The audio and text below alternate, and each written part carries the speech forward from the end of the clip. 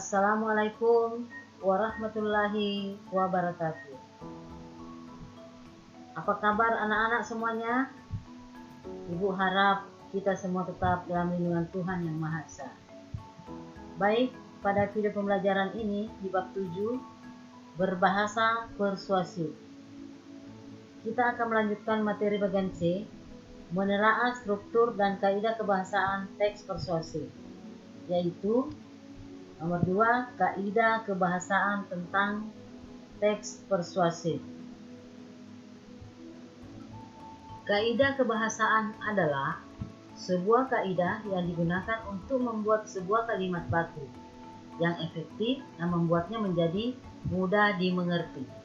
Nah, perhatikan contoh teks yang ada di buku paket pada halaman 187 sampai 188 pada teks berjudul Internet dan Haki.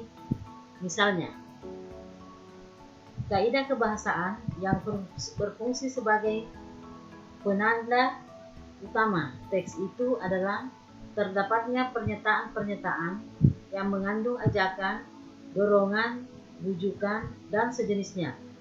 Berikut contohnya. 1. Padahal itu penting sekali buat kita ketahui supaya tidak terjerumus ke jalan yang salah.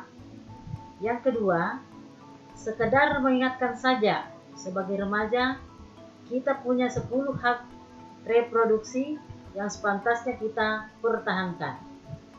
Kemudian selanjutnya yang ketiga, sekali lagi kita harus hati-hati dan waspada dengan situs-situs yang akan kita kunjungi.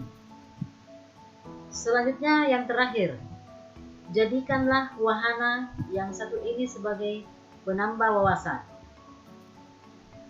Pernyataan-pernyataan tersebut berupa bujukan, ditandai dengan penggunaan kata penting, harus, sepantasnya, dan kata kerja imperatif.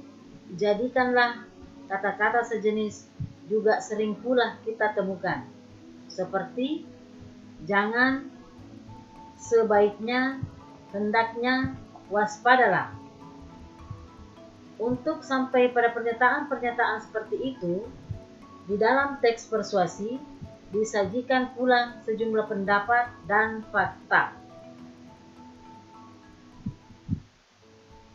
Fungsinya untuk lebih meyakinkan pembaca sebelum mereka memperoleh bujukan, perhatikan contoh berikut. Di bagian pendapat, 1. Kita memang belum bisa terbuka membicarakan soal seks dan kesehatan reproduksi. Bagian nomor 2, kita bisa bertanggung jawab atas pilihan kita tadi sehingga tidak akan menyesal di kemudian hari. Nah, kemudian bagian fakta nomor 1, lewat situs-situs tertentu di internet beragam informasi yang kita butuhkan bisa kita dapatkan. Kemudian fakta yang kedua, dari 10 itu salah satunya adalah mendapatkan informasi yang tepat mengenai reproduksi remaja. Untuk menjadikan pembaca lebih terbujuk, penulis menggunakan kata ganti kita. Dengan kata itu menjadikan tidak ada pembeda antara dirinya dengan para pembaca, seolah-olah kepentingan pembaca juga sama-sama merupakan kepentingan penulis. Dengan demikian, daya bujukan akan lebih kuat. Kaidah-kaidah kebahasaan lainnya yang menandai teks persuasi sebagai berikut. 1. Menggunakan kata-kata teknis atau peristilahan yang berkenaan dengan topik yang dibahas. Berkaitan dengan permasalahan remaja, digunakan kata-kata yang relevan dengan masalah itu, seperti teknologi internet, reproduksi, aborsi. Selanjutnya yang kedua, menggunakan kata-kata penghubung yang argumentatif, misalnya jika, sebab, karena, Dengan demikian, akibatnya oleh karena itu.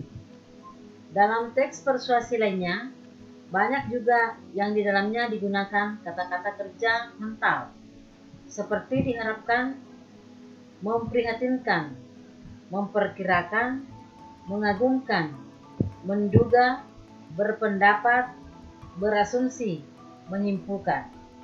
Ada pula yang menggunakan kata-kata perujukan, seperti berdasarkan data titik-titik, merujuk pada pendapat titik-titik. Pernyataan-pernyataan seperti itu digunakan untuk lebih meyakinkan dan memperkuat rujukan yang digunakan penulis sebelum ataupun sesudahnya. Demikian penjelasan Ibu tentang kaidah kebahasaan teks persuasif. Sampai jumpa di video pembelajaran berikutnya. Terima kasih. Wassalamualaikum warahmatullahi wabarakatuh.